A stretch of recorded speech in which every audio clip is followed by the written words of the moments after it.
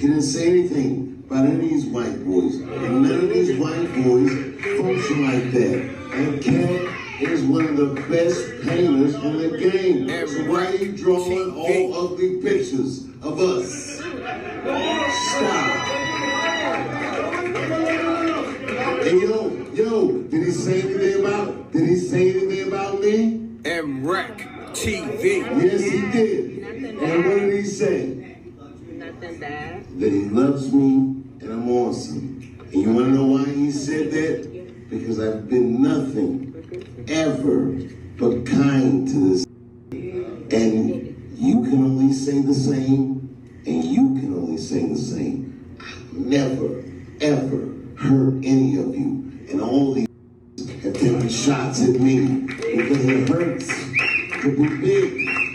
And can't and hurt people, but I'm a hurt person that never hurt people, and he does it all the time. Hear me out.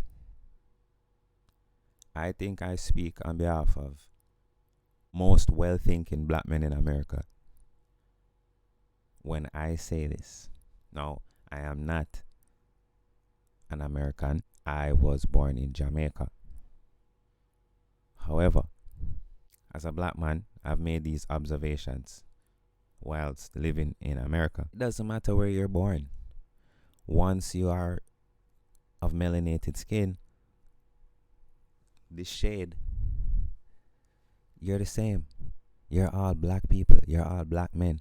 So it don't even matter if you are from Florida or from Mexico or from Canada or from Jamaica or from Nigeria. Once you're in America as a black man, you're just a black person. You're a black man. You understand? Now, I say that to say this. Most well-thinking black men in America are tired of these Hollywood shenanigans, these Hollywood narratives, these stereotypes, right? The buffoonery that is condoned, that is promoted, that is supported amongst black Hollywood. And I think that is why this whole men in a dress thing and what Katt Williams has been speaking about and what he spoke about in his interview became such a big thing. I think that is why, right? Black men are tired of that shit. At least a lot of well-thinking black men that I know, right? So I want to know, why is it that some of these crazy, heavily wealthy celebrities keep doing these strange roles, right? We have more than enough women to play these roles, but they continue to do these weird things. Now, I don't see none of them make no movie about the Haitian Revolution. I don't see none of these brothers making movies about what happened to the Congolese people, to King, what King Leopold did to the Congolese people and what eventually happened from that. I don't see any movies on Ethiopia and Haile Selassie, the greatest story you'll ever hear. I don't hear anything about where's the movies about Patrice Lumumba? Where's the movies about Jomo Kenyatta? We could list revolutionaries. Where's the movie about Walter Rodney?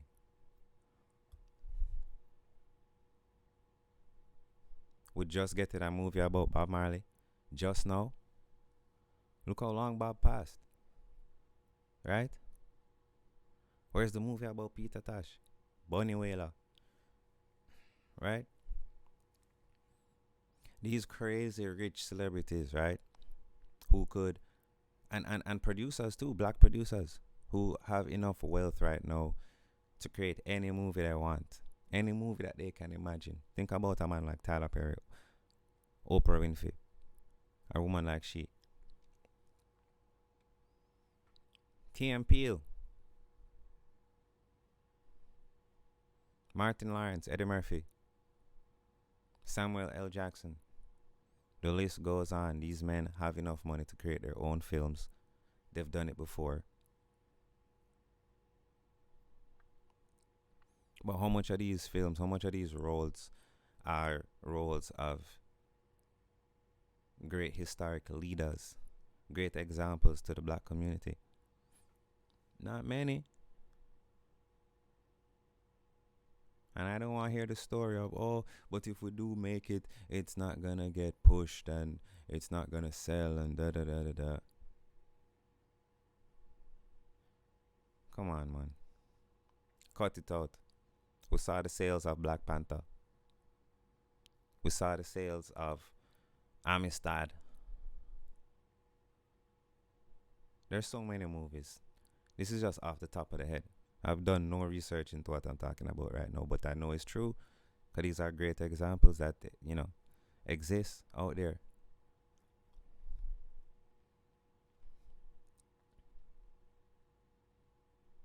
We have 5 million slave movies, but how many movies of great heroic acts that really happened in the past? Great heroic leaders of African descent, revolutionaries, Toussaint, Dottie Bookman, Nanny of the Maroons, Sam Sharpe, Paul Bogle.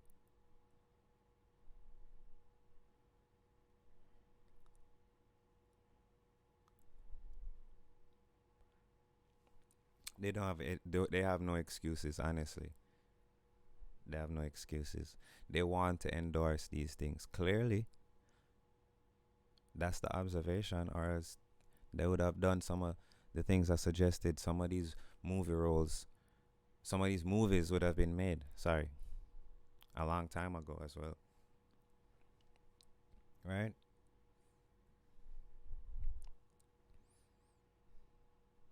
So essentially what Katt Williams has pointed out in his interview, and what many a comedian and black public figure have pointed out throughout modern time, modern history, the last 20 years, 30 years,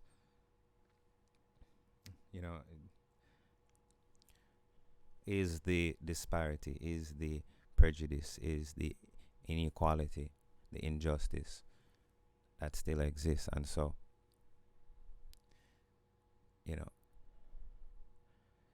there is bigger fish to fry, but you still have to call a spade a spade. And I think that's what he did in that interview, right? So there seems to be these various traditions and practices within Hollywood that they're either some type of ritual or some type of just symbolic gestures that you have to do, because we see them being repeated, and we see the types of people that keep repeating these same gestures and these same activities. They just happen to be some of the most powerful people in their respective fields, in entertainment especially, right? And as I said, that's why Katt Williams' interview went crazy viral. That's one of the main reasons why Katt Williams' interview went crazy viral. Now, we heard Dave Chappelle recently speaking about Katt Williams and how he should have, toned it down, or, not be so harsh on other black comedians, right? And how he didn't make fun of any white comedians. He didn't poke at any white comedians. But if you check the white comedians, they poke at each other, they make fun of each other, they criticize each other. And at the end of the day, what Katt Williams is doing is exposing certain things that the black community has given a pass for too long, right? And I think more and more men are becoming tired of these narratives, tired of seeing themselves portrayed in these weird ways, or seeing, what would be iconic figures of the culture misrepresenting the culture and misrepresenting themselves as black men. One of the biggest issues, right? Now, Katt Williams, as Dave said, was going after these people, but he was going after them because of their greed and because of their gatekeeping tactics, as well as the backdoor rituals and the strange practices you see displayed, right? As well as the fact that We see people like Cassie winning lawsuits for SA, right? Just an example. We're not making this up. This is not a conspiracy anymore. A lot of these things that were once considered conspiracies are slowly coming to light as being realities. Dave? Yeah, Dave Chappelle, great comedian. Makes some great points with his comedy, right? Some valuable lessons in his comedy to learn from. But I think this one, he kinda, you know what I mean? He missed the mark with these recent opinions. And it was very public, as we see the video. So, it can't even be denied, He said these things, and I guess he just doesn't see the bigger picture, or didn't in the moment of saying what he said, So, now Dave Chappelle in his rant made a statement that hurt people, and he's not a hurt person who hurts people, but Katt Williams does it all the time, right? And he's, saying how, Katt is going after other black comedians and white comedians don't do that. He's also saying that Katt Williams used his platform to, say disparaging things. He should be more positive, more uplifting in a sense, right? But we see Katt Williams as one who calls it for what it is, right? And everybody has their role to play in this game, right? So I don't know what Dave's talking about. But white comedians come at white comedians all the time. White comedians defend themselves and complain about Hollywood, the ills of Hollywood. They complain about all types of injustice that they face, and they stand on business, right? Yes, as I said, they criticize their own comedians. They criticize their own actors. They criticize each other. What Katt Williams is doing is not something that white people don't do to their own people and other people don't do to their own. Stop that. When thinking about what some of these entertainers go through or put themselves through, it's sad. It's sad that a lot of entertainers who we've been entertained by and we've, fallen in love with and we've praised and we've been revered and we hold in such high esteem throughout time, a lot of them were going through some crazy, depressing, compromising, just weird situations, and clearly still continue to go through as we observe Hollywood unfolding each day. So I don't know if they all enjoyed it. I don't know if all of this was voluntary, whatever the case may be. Well, I mean, we can clearly see how so many of them went crazy and became drug addicts. That's definitely facts as well. It's definitely not what it is presented to be, right? And so many roles that have inspired us and made us cry and made us laugh throughout time were played by people who were themselves going through so much pain, so much mental trauma. And that's just crazy to think about, There's so many sides you can look on these things, but yeah.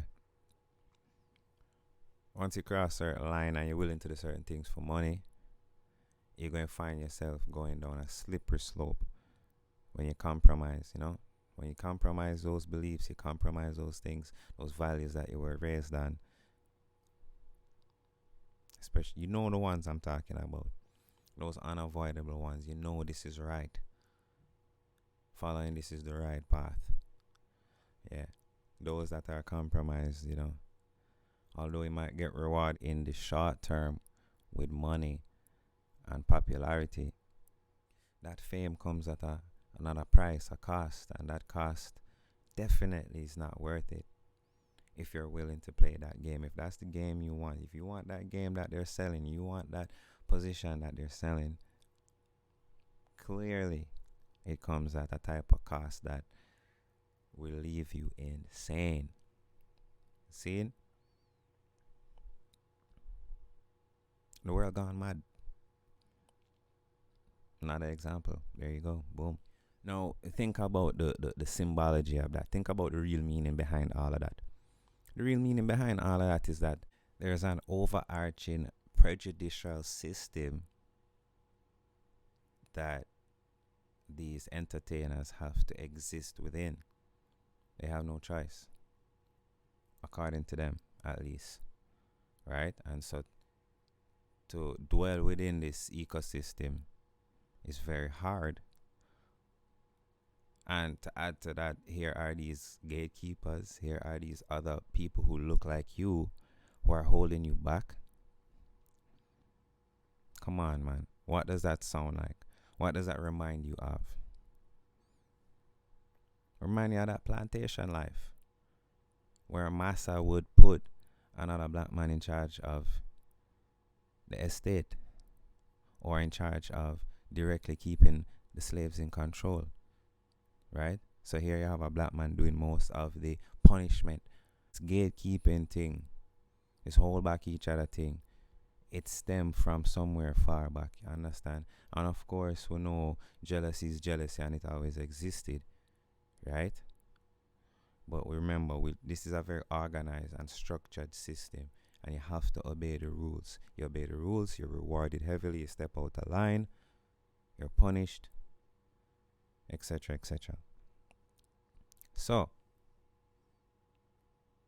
for a man to point that out, it's not a bad thing. For him to point it out within his field, within his career, with his profession, I should say, it's relevant. It makes sense, you know. Telling the truth is more important than pretending like nothing is happening or ignoring the reality, you know. Didn't Angela Bassett or whoever just win an Emmy Award after like 500 years of acting? She just won an award. Like, that woman has been in so many great movies, but she's just winning, right? When a young white actress could probably, you know, I don't know, man, star in a movie where she don't even speak. She got 5 Emmys, just as an example, right? I'm not calling out anybody specific. I'm just saying these are examples that black people speak about within Hollywood. So when Katt Williams is going to call out powerful black men within Hollywood and their gatekeeping and their weird agendas and rituals and practices, it's to highlight that aspect of the corruption. It's to point to us, the people. It's to show us, like, look, this is what's going on, right? Now, as black people, we're supposed to be helping each other within this structure, but you have gatekeeping going on. You have all these backdoor deals and all these things that people are persuaded to do in order to, you know, step up the ladder. So Dave Chappelle, I forget his facts, right? He must come correct, right? And I think Corey Holcomb called it out as well. D-Ray was on stage trying to, you know, defend Katt Williams. You know, some say he didn't do that well of a job, but at least he didn't just let it slide. He had to be like, yo, Dave, hold up. Don't get it twisted, right? So respect to D-Ray for doing that, right? So I know at the end of the day, this is all Hollywood, and it's like, it really is some meaningless crap, right? But there are pointers to take from it. There is symbology behind all of it, because these are still powerful people, even if it's a bunch of comedians or people doing what we consider just entertainment. We know that the entertainment culture is very influential within the black community, you know what I'm saying? So we can't ignore that. And I guess that's one of the reasons why I still talk about it right now, because honestly, there's so many more important things going on in the world. This is easily just another distraction, right? So we have to extract important lessons that we can learn even from these distractions. You know what I'm saying? There's always a lesson to be learned in all of these things that we see unfold in the media, right? We have to hold each other to higher standards. We have to hold each other accountable if we are trying to, you know, and as a matter of fact, we should be more focused on building our own things. Not saying that we shouldn't want to be a part of Hollywood or be a part of what the existing, you know what I mean? Like, we're in this system, we live in it.